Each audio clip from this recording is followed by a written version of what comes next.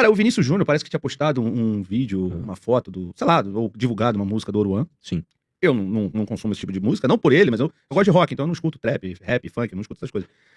Mas aí, eu não sei se tu viu, ele pegou bem pesado com o Vinícius Júnior, chamou de vagabundo, que não devia ter feito, não sei o quê. Eu entendo o posicionamento dele. Sim. Mas acho que ele pegou, chamou de chorão. Eu não vi o que ele fez, mas eu comentei essa foto, inclusive, eu gravei ontem e saiu meu vídeo hoje. Eu acho que saiu hoje, tá? Eu acho um absurdo, tá? Eu acho absurdo e eu acho que é coisa de vagabundo. Eu não conheço o Vini Júnior, né? Sei que ele foi um guerreiro, né, brasileiro, né, na Europa, quando ele começou. Tem sido, né? Não sei se ele tem sido, porque o que acontece, cara? Eu não entendo nada de futebol. Eu tô falando primeiro de uma seara que eu não entendo, pra depois eu falar de seara que eu entendo. Claro. Eu vi alguns cortes, alguns lances dele sendo muito escroto. Tipo, vai entregar a bola pro cara, tira. Sendo estrela lá. E a galera não gosta dele. Enfim, aí começaram, eu não sei se isso foi antes ou depois, enfim. Essa é a minha crítica a ele. Postura de babaca, não se faz isso. E aí a galera chamando ele de mono, de macaco, sendo racista com ele. Então, eu acho que ele é um guerreiro porque ele enfrentou o racismo real. Isso é racismo real. Um estádio inteiro te chamando de macaco, isso é racismo mesmo. Isso não é uma brincadeira, beleza. Agora, vamos lá. Independente disso, o cara publicar uma música do Oruan, que ele fez sobre a lei anti-Oruan, inclusive, é basicamente ele pegar, de forma absolutamente responsável, todas as pessoas que gostam dele por causa do futebol, por causa do histórico dele, de enfrentar o racismo, o que seja, e de maneira absolutamente responsável, ainda que indiretamente, fazer apologia ao crime organizado. A verdade é o seguinte, se você se aproxima do Oruan publicamente, você está, sim, servindo ao crime organizado. Não estou falando que o Vini Júnior recebe dinheiro do crime organizado, que ele intencionalmente fez isso, mas ele fez. Porque o Oruan, ele é uma peça de propaganda do Comando Vermelho. Quem não entende isso é burro, com todo respeito. Se você não entende isso de um cara que canta as músicas do hino do Comando Vermelho, do cara que é filho do Marcinho VP, do cara que literalmente usa uma camiseta do Marcinho VP, mas é pai dele, foda-se que é pai dele, pedindo liberdade pra um vagabundo daquele, no momento em que nós estamos discutindo no Congresso um projeto chamado Pena Justa, que é justamente um projeto que vai na direção de deixar de isolar os líderes de facção criminosa, você está a serviço do comando do crime organizado. Quando você ajuda a achar que é cool, que é legal, que é descolado, né, essa juventude, gostar do Oruan, você está pegando um monte de cérebros que não estão nem biologicamente formados ainda pra ter senso crítico e empurrando eles pra uma peça de propaganda do Comando Vermelho. Então, eu acho isso um absurdo completo, cara. Eu acho que não é postura de jogador de seleção brasileira, que é um esporte, que é algo que busca virtude, que é algo que dá uma das poucas vezes, né, onde o brasileiro tem aquela sensação de unidade, de povo, de busca por orgulho do seu país mesmo. Você tá jogando tudo isso, cara, como representante de um jogador da seleção, nas mãos do crime organizado, que é quem ferra essas pessoas, principalmente as pessoas mais pobres, principalmente as pessoas pretas do país, tá? Que estatisticamente a população mais pobre é pardos, é composta majoritariamente por pardos e negros. Então eu acho isso uma coisa de vagabundo, cara. Eu não sei o que o Renan falou, eu não sei exatamente o que ele falou, mas eu acho que é coisa de vagabundo, sim. Eu reafirmo isso, cara. E se o Vini Júnior estivesse na minha frente, eu ia falar na frente dele. Não, eu acho o seguinte, sinceramente falando, eu conheço o Vini Júnior, enfim, tenho certeza que o que ele postou não foi uma apologia em si, eu entendo a questão do Oruan, enfim, toda essa polêmica atual que tem rolado, concordo com alguns pontos, discordo de outros, não vem ao caso porque o entrevistado é você, não sou eu. Mas, estamos discutindo, né? mas enfim, eu acho que você partir, não você, porque você falou, pode falar, você falou, mas o Renan partir pra ofensa diretamente ao chamar ele de chorão, quer dizer, você, de certa forma você tá diminuindo a causa do cara, porque quem usa esse argumento, chorão, diz que o Vini Júnior se vitimiza na questão do racismo, cara. Então você tá ali, sabe, você tá indo pra um ataque pessoal pro cara, eu não acho legal, cara. O Vini Júnior, porra, já é atacado no mundo todo, cara. Não que ele mereça ser protegido de qualquer coisa errada que ele faça. Todo mundo faz coisa errada. Eu faço, você faz, todo mundo faz.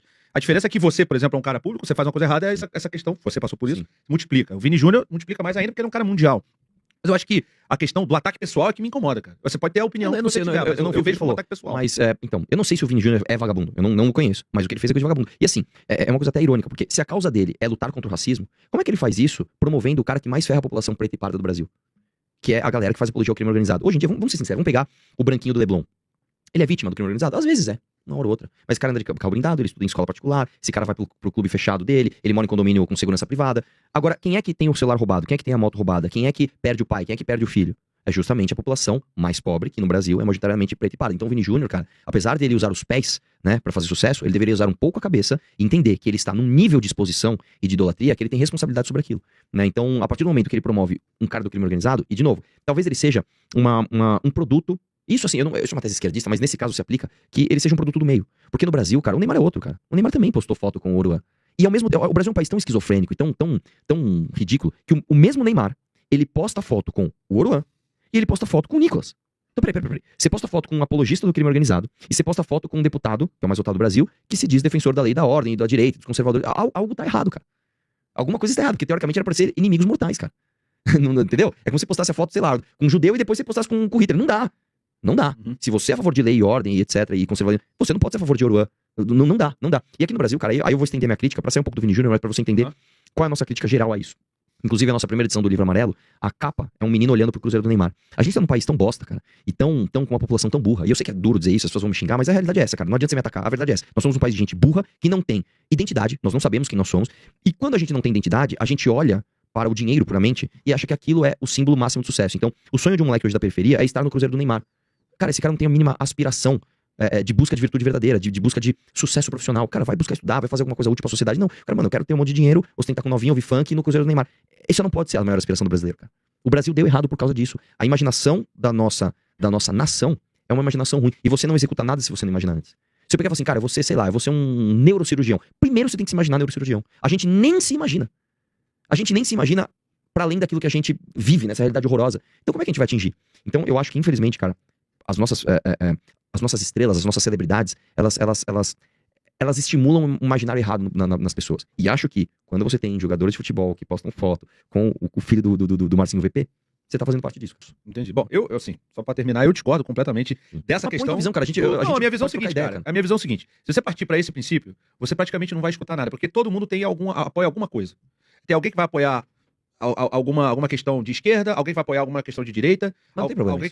Tudo bem, mas aí você vai analisar o cara antes de... Aí fudeu, tu não vai escutar. Não. Nem ópera, tem óperas que foram feitas na época do... Sim, não, mas é que se a gente for falar da lei anti-Oruan, especificamente, vamos lá. O que eu sempre explico, porque isso realmente não é um debate... Esse não pode ser um debate bobo. Eu não posso chegar aqui... Exatamente, eu não posso chegar aqui igual um bobo e falar assim, por exemplo, a Oruan tem uma música que é assim, sou filho do chefe. Eu não posso chegar assim, não pode cantar isso, pô, então não posso falar que eu sou filho do chefe. Existe uma linha, eu sempre faço esse seguinte exemplo, existe uma linha que é assim, imagina que algo aqui, ele é absolutamente nenhuma apologia a nenhum crime. Então assim, eu amo ser feliz, aqui. A outra coisa, ela é muito, muito, muito apologia ao crime, dá pra ver claramente. E existe uma linha cinzenta no meio que realmente é muito complicado. Eu vou dar um exemplo pra você, um debate que eu hoje acharia muito complicado. Plant Ramp nos anos 90. Puta que complicado, isso é complicadíssimo, cara. E aí, apologia, discussão na realidade, cara, é muito, eu acho que tá na zona cinzenta. Isso tá na zona cinzenta. Cara, são inúmeros. Por exemplo, Gabriel Pensador, Cachimbo da Paz, e aí? Pra mim, não é. Pra mim tá mais pra esquerda. Agora, quando você pega o Oruan, é que eu acho o Oruan um péssimo exemplo pra usar nesse debate, porque o Oruan, ele tá muito claramente pro outro lado. O cara, ele basicamente, ele canta de forma literal. Nós vai pra pista pra fazer o assalto. Com várias titânio no pente. Meus parça de 9mm. E aí ele canta o hino da facção criminosa. Então, assim, é muito claramente uma apologia. Quando a gente fala isso em termos institucionais, nós vamos criar um projeto de lei pra combater isso, né? Primeiro que o projeto de lei é administrativo, esse é o primeiro ponto. Ele não cria censura, que eu acho que deveria criar. A gente pode entrar nesse debate. Sim. Mas ele não cria censura, ele é um projeto administrativo. Ele só não deixa contratar. A lei já existe, a lei de apologia. E a lei já prevê que os casos devem ser julgados caso a caso, porque cada um é um caso. Por isso que esse debate não é simples. Esse debate não é simples. É que o Oruan, cara, como eu te falei, ele tá muito pra esse lado da linha. Ele é filho do cara do Comando Vermelho. Ele usa a camiseta pedindo liberdade pro cara do Comando Vermelho. Ele faz parte de uma facção criminosa que vai pro Congresso negociar penas mais brandas pra chefes do comando do crime organizado. Ele tatuou na pele dele 2 membros de facção criminosa. Ele canta o hino da facção criminosa. As músicas dele todas não vai, mas a maioria são de apologia direta ao crime. Tipo, eu acho legal fazer isso. Você tem inúmeros shows dele com menor de idade, com fuzil pra cima, imitando os trejeitos dele. Então o dele tá muito, cara, tá muito nítido. Isso não significa que eu vou chegar aqui de forma boba e falar assim, tipo assim, a gente tem que proibir Rita Lee e lança perfume. Entendeu? E aí você fala, onde desenha a linha? Cara, que debate, velho. Aí vai ser foda. Porque aí é um debate que a sociedade tem que fazer. Sim. E é difícil, não é fácil. Porque entendeu? Se você deixar muito subjetivo, você tem que criar um... Mas não dá. Esse é o problema, é o seguinte, a gente sempre parte da objetividade. Mas em algum momento, eu assumo pra você, é um problema intrínseco não da lei que a Amanda criou, mas da lei que já existe, que é de apologia ao crime. Em algum momento ela vai ter que analisar contexto, e contexto necessariamente é subjetivo. Entendeu? Por isso que eu tô te falando. É caso a caso, e com amplo debate, com a sociedade, com diversas visões de mundo, pra entender onde você vai desenhar a linha. Entendeu? É que no caso do Oruan, como eu te falei, o Oruan, ele é quase como um amuleto, ele é quase um coringa da minha causa. Tipo assim, cara, não dá pra dizer que isso aqui é... É o exemplo da história. Quer ver uma coisa que eu fiz? Eu fui num debate com muita gente fina, inclusive o Felipe da Jovem Pan, e eu peguei uma música do Oruan e eu troquei a palavra assalto por coisas racistas. Então, por exemplo, eu fiz como se fosse uma música do Oruan, falando assim, aqui é da tropa do Hitler, preto comigo nem troca ideia, nós desce pra escravizar mesmo. Eu posso cantar isso? Não posso cantar isso. Não. Então por que o Oruan pode contar isso? É a mesma coisa, cara, nós dois estamos fazendo apologia direta ao crime. Então, novamente, não dá pra gente partir de um discurso, que a meu ver é raso, que é o discurso do monarca, que eu já fui apologista desse discurso, da liberdade restrita de expressão. Eu já fui a favor das pessoas acharem que, não, tudo bem o cara ser nazista, porque aí todo mundo vai ver que ele é nazista, e aí a gente vai, por meio das ideias, mostrar que ele é um idiota. Eu já fui um cara que acreditei nesse discurso, mas depois eu amadureci e falei, não, as coisas não são assim, cara. Eu acho que tem que ter liberdade restrita de expressão? Não. Eu acho que tem que ter discurso que tem que ser censurado? Sim. É triste, mas tem. Principalmente no contexto de um país como o Brasil, onde quem médio da população, eu sei que é ruim dizer isso, mas o quem médio da população é de uma cognição absolutamente baixa.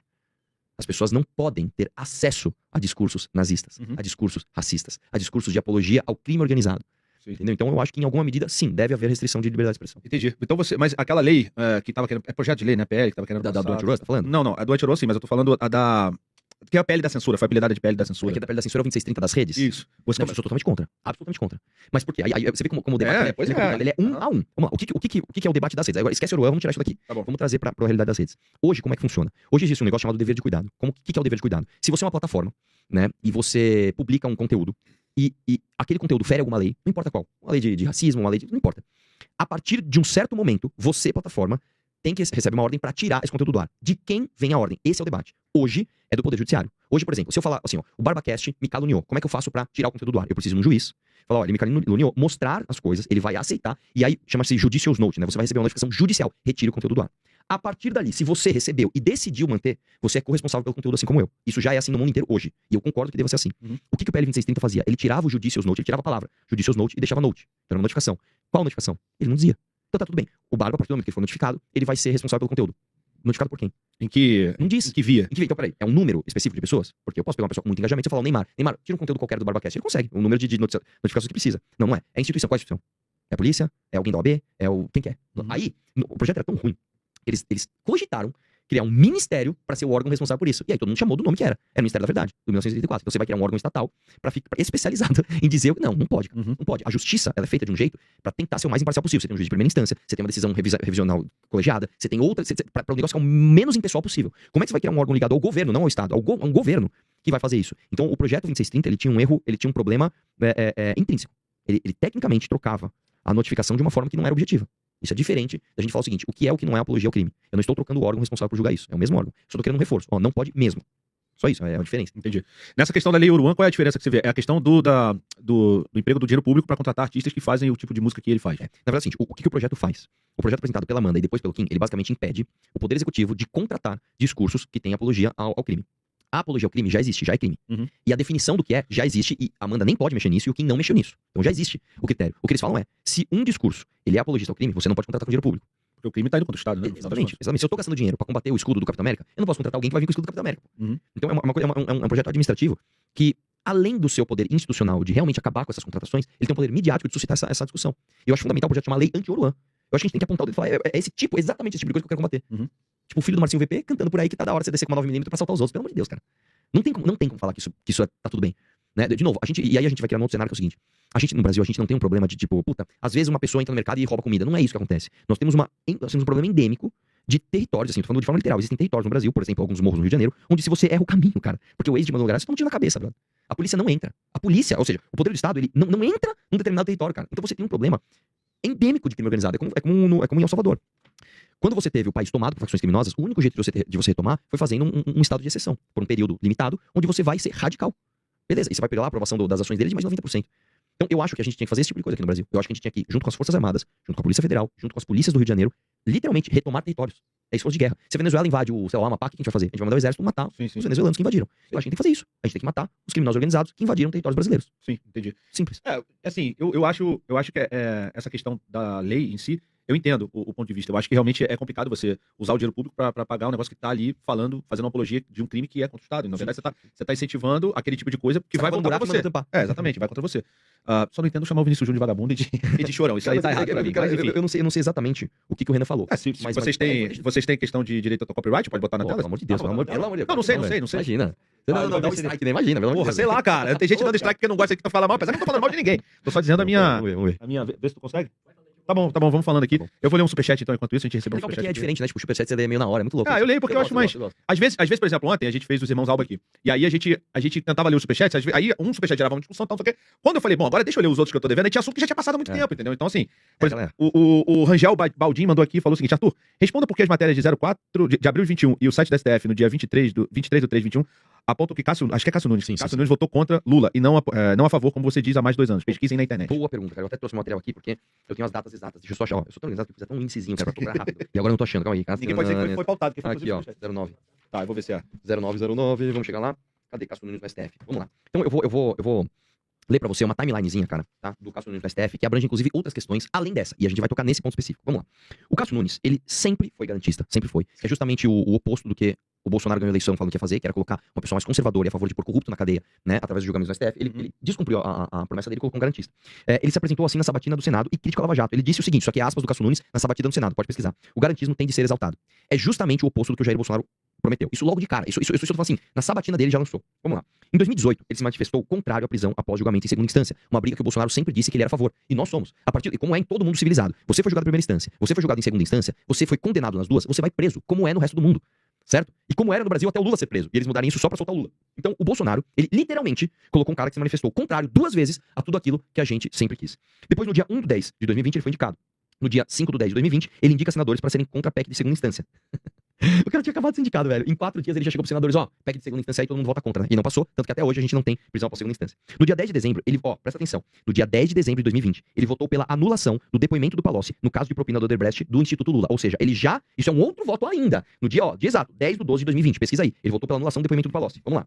Dia 24/12 de 2020, o Jair Bolsonaro disse o seguinte, se tiver que absolver, votar pra absolver o Lula, que vote. E foi exatamente isso que o Cássio Nunes fez. Em fevereiro de 2021, ele votou a favor do Lula ter acesso ao uso da Vaza Jato do Glenn na sua defesa. O Cássio Nunes autorizou o Lula a ter acesso a provas ilegais de que a Lava Jato teria sido forjada, etc., através de um hacker, né, pra usar isso na defesa dele. Em março de 2021, aqui vem ao cerne da tua questão. Em março de 2021, ele votou para considerar Moro parcial, anulando as condenações de Lula. Voto de desempate da segunda turma com Gilmar e Lewandowski. Depois, a Carmen Lúcia e o Fachin, né, e o Celso de Mello, que foi quem ele entrou no lugar, trocaram um voto. Aí tá aqui, ó. No dia 22/4 de 2021, não reconheceu a incompetência de Moro e foi vencido. Foi previamente combinado. Vamos lá. Existe uma turma de 5 no STF. 3 contra o Lula, 2 a favor. Esse aqui se aposenta, entre o Cássio Nunes vai justamente a favor. O Lula vai voltar a ser elegível. Aí ele fala, bom, isso aqui pegou mal. Justamente, coincidentemente, tá? Uma coincidência. Esses 2 trocam voto. Esse aqui vem pra cá, esse aqui vem pra cá. Se você acha que realmente eles mudei de ideia, o Cássio Nunes mudou de ideia, a Carmen Lúcia mudou de ideia, com todo respeito, você é muito burro, cara. Você é muito burro. Isso, obviamente, foi conversado. Você acha que os ministros do STF não se conversam todos os dias, certo? Mas tem mais, cara. 2023 ele se aproxima de Lula, indica nomes do Lula pra outros tribunais. Em 21/5 de 2024, voltou com Gilmar Mendes pra anular a pena do Zé Dirceu. Essa aí vale também? Ele votou com o Gilmar para anular a pena do Zé Dirceu. Em setembro de 2024, voltou com o Toffoli para anular as condenações do Marcelo Odebrecht e ele vai ficar pelo menos 25 anos lá no STF. Então, se você me disser que o Cássio Nunes foi uma boa indicação do Jair Bolsonaro, com todo o meu respeito, você é burro, tá? Tá respondida a tua questão? Espero que sim.